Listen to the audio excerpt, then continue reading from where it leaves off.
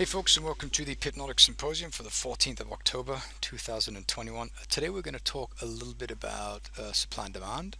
We're going to also talk about a small nuance in the software that I don't know if many of you are using. And the reason this is an interesting nuance is because essentially it is focusing on what we refer to as the slingshot. And so I'm just going to show you this small detail because I think it's very important for all of you to be aware of. And I'm going to show you what else I'm up to and why I've been pretty quiet here this past week or so. Okay, so in the supply and demand software we have a tool named, actually it's not in the supply and demand software, it's the buy and the sell zone. So if we have a look at the buy and the sell zone software, we have a feature here called enable slingshot mode, and this is set to true. I've set it to true by default here. And the cool thing about this is that it enables us to focus on, let me show you exactly, it enables us to focus on where price goes to before a release. Okay, and if you look at, we had a trade on earlier, we had this one just here. Okay, so the buy and sell zone algo sold just here. And so typically if we look at this, we would probably think that, yeah, we would be selling here. We have this area here. Okay, so we'd be selling here, the stop would have been here, and the target would have been, I don't know, maybe down here somewhere. But what I've been doing now with the buy and the sell zone, and this is running currently in a set and forget fashion where I don't fiddle with it at all. And it's actually doing something different, where you can see there's a little arrow right here, and this arrow is the entry. And so instead of taking the edge of this area of supply, it's looking to the point where price goes up to before the release, okay, which is here. And so now the trade was here. Well, sorry, it was activated here instead of down here. Excuse me. And the beauty of doing that is that, well, it's getting in at a much better price. Okay, so we're doing this here, so we have two times the size of the area. So we have one here, so one here, and then two here. Okay, so the stop loss would be set here, the target would be set to about the same down here, and so we're doing like essentially a 1 to 1. Okay, and the robot is running and it's doing really well. And I tried on the 15-minute chart, but I found that this time frame is a little bit too noisy, so now I'm testing on the half-an-hour chart. And once I have a sample size of 100 trades, then I'll be able to draw some conclusions. But currently it's looking a lot better than the 50-minute chart. There's just a little bit too much noise on the 50-minute chart. Okay, and so when you're looking now at the 30-minute chart, well, the information is slightly more profound, and the results so far are looking pretty interesting. And so this is just a really nice configuration that you could consider if you're using the buy and the sell zone robot.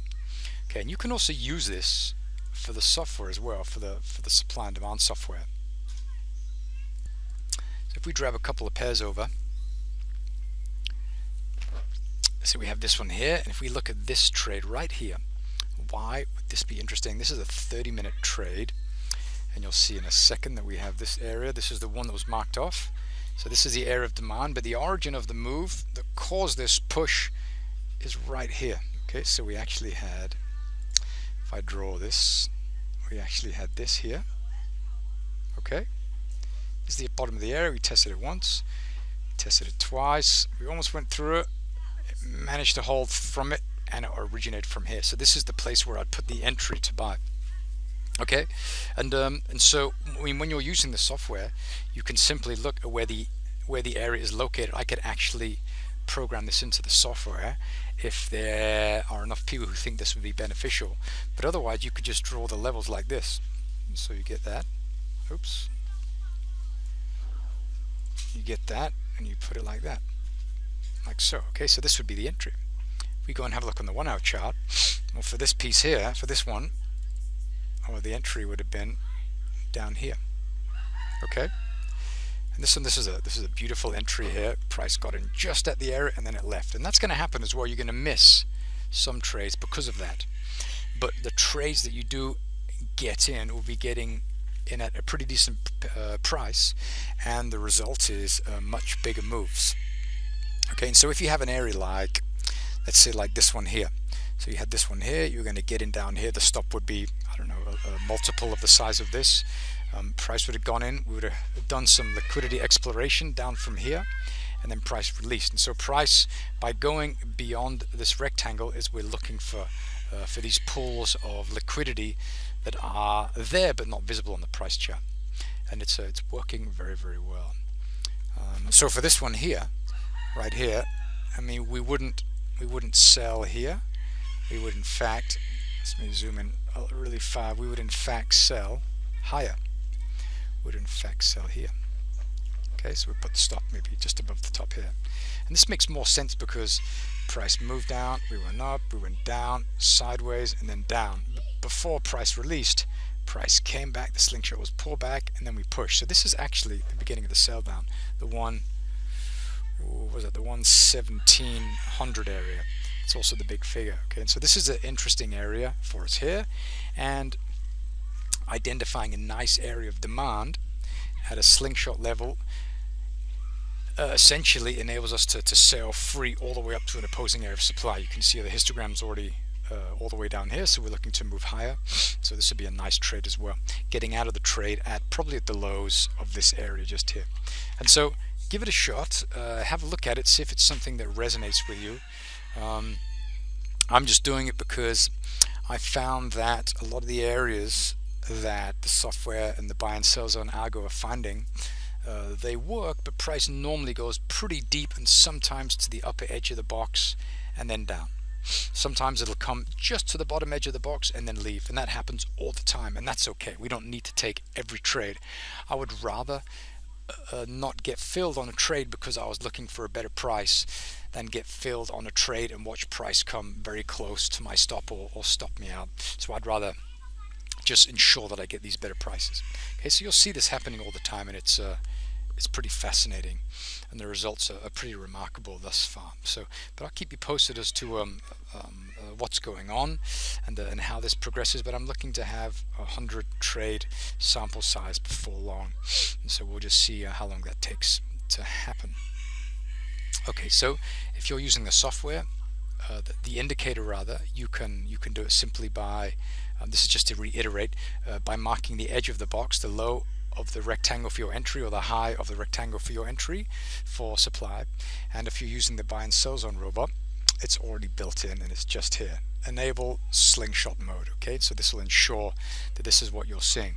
And if we just have a look at an example and see if we can find something that the software deems as interesting. Yeah, just here. So we can find something over here. No, so if we go, yeah, so if you look at this, see it's found this area here, but the entry is at the bottom, and it appears to be 2 times the size of this area here. So we have a 2 times the size of the area of demand for an entry, and a 4 times for a target. Sorry, for a stop and then for a target. Good. So that's what I've been fiddling with a lot. I've been programming non-stop now for quite some time, and I just want to show you what it is that I'm working on. As I mentioned a while ago, I wanted to actually, when we were back in Spain, that I wanted to move away from MT4, and I wanted to write something that was built on something that was platform independent, so it'll be based in Python, and I will be buying a data feed, and all of the information, the signals and the boxes and all of this stuff will be calculated in the back end, and it'll be posted to the Pipnotic website. And there'll be, for example, there'll be a list of supply and demand entries, and then you can see the symbol and the time frame, and it'll be something like you click on it and it'll open up an image and it'll show you where it is on the price side. So you see like a price chart. This is at least the dream scenario. It probably won't look like this initially, but this is where I want to go. You click on the symbol and it'll pop up like an image, and it'll show you what the price chart looks like around the entry, give you the entry, the stop, and the target information that you can then use to base a trade if you should choose to do so.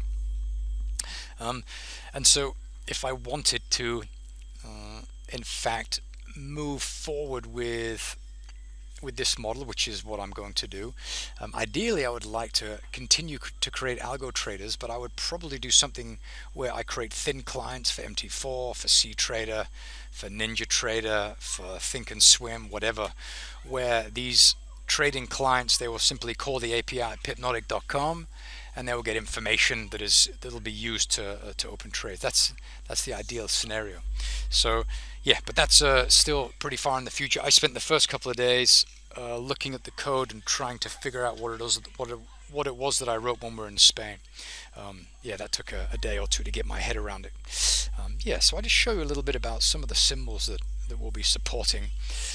So if we look at Forex, I mean, we're going to be looking at a lot of symbols. And here we have the United Arab Emirates dirham crossed with the Argentinian peso. That's like a hyper exotic. And it goes on and on and on. And let's see how many symbols we have. How many are there?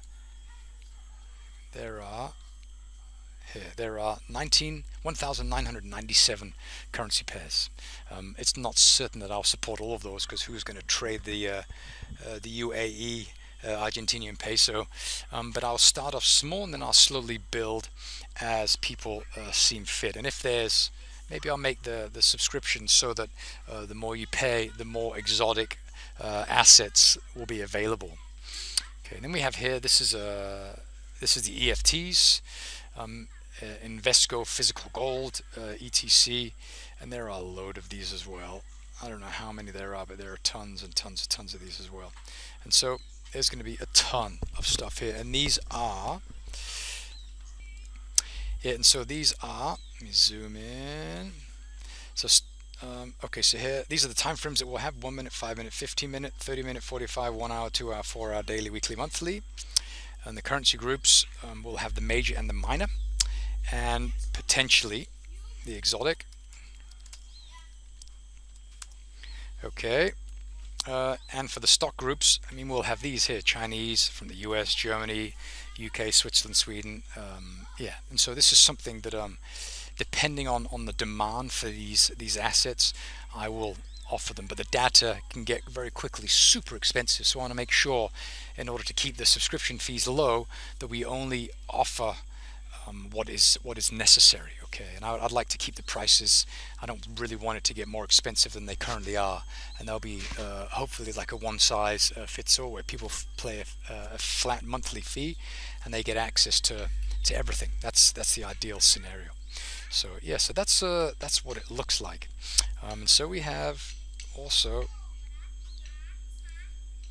and here we have these are the stocks. I mean, there are tons of stocks as well. I mean, you can see, I mean, look at the list. So here we have, what was that, 675,000 lines. I mean, that's 675,000 lines. We have 1, 2, 3, 4, 5, 6, 7, 8 divided by 8. That's about maybe 112 or so thousand stocks from all of these countries. So that's huge. And I think the list probably goes on. So I mean, over 100,000 different stocks. That's pretty cool. Obviously, we're not going to offer all of those because that's an insane number, and I think pretty like much of an overkill. But we will offer like the United States, Germany, UK, and some stuff in like Australia and some of the Scandinavians as well, and other Europeans. But yeah, so there's tons of data, absolutely tons of data that we can draw on. So that'll be very exciting, very exciting. So I'm pretty excited to see how that goes. It's work in progress. It's going to take me a long time to build it. I can feel already, because there's so much stuff going on. And something else that is really fascinating to me, as many of you will know, is this whole concept of cycles. I'm absolutely infatuated with this concept of cycles. And cycles can be seen in everything from asset prices to weather to migration patterns for birds to global temperatures, but also to human collective psychology. And so what I'm going to do is I'm also going to build, once the normal stuff is built, so the currency stuff, the asset strength histogram, the supply and demand stuff, once that's built, then I'm going to invest a lot of time in in building like some deep learning algos that are crawling several data feeds, downloading information about specific topics like countries like Japan and Canada and Australia and United Kingdom and Germany and Switzerland and so on and so forth, but also companies or individuals. And it's going to take all this data and it's going to feed it into a big engine. It's going to tell us something about the sentiment around this topic or this entity, and I'd like to be able to graph that over time so I can see how the sentiment around individuals such as Boris Johnson changes over time. So we can see close to elections pre-COVID, maybe Boris Johnson was a pretty popular guy. Maybe Andrews was a popular guy in Australia. Maybe Trudeau was popular. But as COVID progresses, you could see over time the positivity or the excitement around these individuals, how it will change over the course of time, and being able to overlap these with, for example, the presence or a time frame which brackets, or a framework that brackets, for example, a pandemic, and seeing when the pandemic started and how the popularity of this personality or company changed throughout the course of this pandemic. That would be fascinating. That would be so fascinating. And so I'd like to eventually move down that route as well. Also doing some forecasts where we're feeding a bunch of historical data into some AI, some deep learning algorithms, and trying to do some projections based on that. That would be really, really cool. And so that's obviously a little bit further down the road, but that's the dream scenario for Pipnotic. That's where we'd like to go. Yeah, so anyway, I'm gonna leave it at that. But if you haven't fiddled around with the deep zones, or the slingshots rather, please do have a look. I think you'll like it. It's very powerful, and it seems to be giving some very nice results thus far. Obviously, it's early days. It's only been running for a couple of weeks, but so far so good. But now I'm moving away from the 15-minute chart as a set and forget solution, and now I'm on the 30-minute chart. And after we have a significant sample size to enable us to draw some conclusions, then we can kind of see where we are. But I'd like to continue to do this on the different time frames as well, just to find maybe a bit of a sweet spot, where we have like the minimum is maybe 30 minutes and the maximum for daily income trading would be maybe the 4 hour the daily, and kind of leave it at that. But I'm thinking 30-minute and 1 hour, 4 hour, these are really nice time frames for this kind of a methodology and protocol, because these patterns work beautifully on the 30-minute, the 1 hour, and the 4 hour. Good. What else? Yeah, some of you may or may not know, but we do have the asset strength reversion dashboard up and running. And if you go to the Pipnotic website, pipnotic.com, and you go here under dashboards, and we have the asset strength histogram here. I'm not sure if you guys know that it exists. I think you do. But here we have the asset strength histogram running in a pretty conservative configuration, scanning a lot of stuff. So we have a lot of crypto here, and we have a lot of other stuff. But you can have a look here, and this is kind of telling you where we have the alerts or the alarms going off in the asset strength histogram. Okay, and this is just nice information to have. So I have this algo running on a VPS, and every 2 minutes scanning everything, and it's just sending a huge JSON file to the Pipnotic website that I'm reading and charting that you can, in the way that you can see here. So we have the time frame, the operation, we have the asset, and the buy or the sell. Okay, so it's pretty visual and easy to understand. And also here we have the asset string reversion. This is a new one, and if you're using the asset string reversion algo, you'll be able to see this table when you log on. So this is showing us here where we have, you can see the account type. So everyone on this page is using it on demo.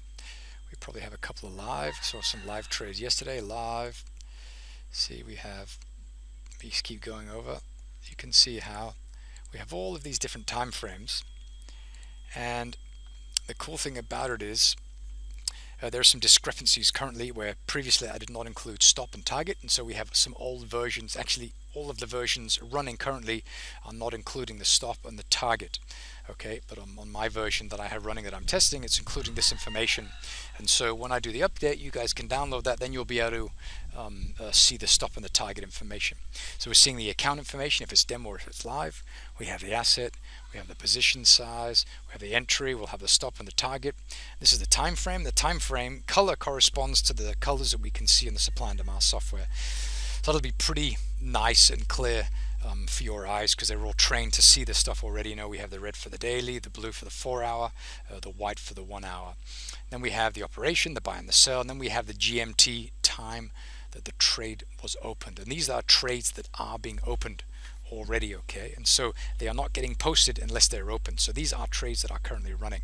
Okay, so you could take this information, you could go to, let's do that for a second. This is an hourly chart. This is a British pound American dollar. So let's open that when they were in the hourly chart, which is the middle one. Let's see where we are. I can't even see. Let me go like this so I can actually see where. White. And then let's put this 36.67 667. Boom. And so the robot thought that it'd be a really good idea to start to sell here. Okay, and if you look here, we were right here, and you can see the price is poked into the positive variant. Okay, and so it doesn't look like the confirmation was enabled for that instance of the robot, and it's difficult actually to see what the configuration of this robot that opened this trade is set to. This is actually something else that would be quite nice to have, so you can see the mean periods and the modifier. That would be a very nice piece of information to have, because looking at this, I'm thinking that we're probably getting in pretty early.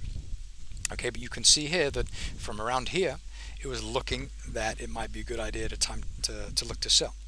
Okay, and so you can see why we're starting to move into this this sell territory. Last time we were up here, you know, we sold up here, we sold off, and now we're getting very close to that. So we're probably going to look to begin to turn around from here. And so you can use the information available here on this table, and you can use it to help you make trading decisions. And so when they pop up here, if we have a look here on the Euro USD, we go here, we put a line on, boom, and we put the value there, doom. Okay, and it was looking, this is on the daily chart actually, so you go to the daily chart, and it says that it would be a good idea to start to sell. Okay, and you could argue that that would be a good area to start to sell, but what do we have here that we want to be careful about? Liquidity void, liquidity void. So price is probably going to start to move up to here. Okay, here we have the beginning of the sell zone for this liquidity void and this supply. Here we have the beginning of the sell zone for this liquidity void after this area of supply. So price is probably going to continue to move higher. Okay, and so yeah, it's a lot of really cool stuff going on. So have a look at the ASR table, see if it's something that you can use to help you identify some potential trades. And actually, this was a buy, wasn't it? We were actually looking to buy down here. Okay, now it makes sense. So those confirmation was not enabled. The modifier for that instance of the algo was running, and it bought here. Okay, so price started to come around, started to see some positive histogram readings, so it got in just here. This is a very good entry, especially if the stop is down here. Then the trade would likely go up to here, move down, and continue moving towards these highs, and eventually rebalance this liquidity void just here. So anyway, good. Well, I'm going to leave it at that, but if you have any questions, please let me know. And I apologize for my silence in the room.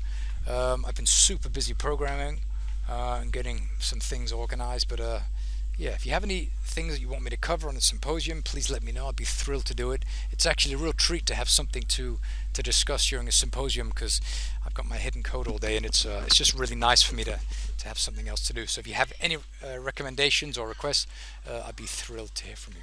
Okay, I'll leave it at that. Thanks once again for watching, and have a super day.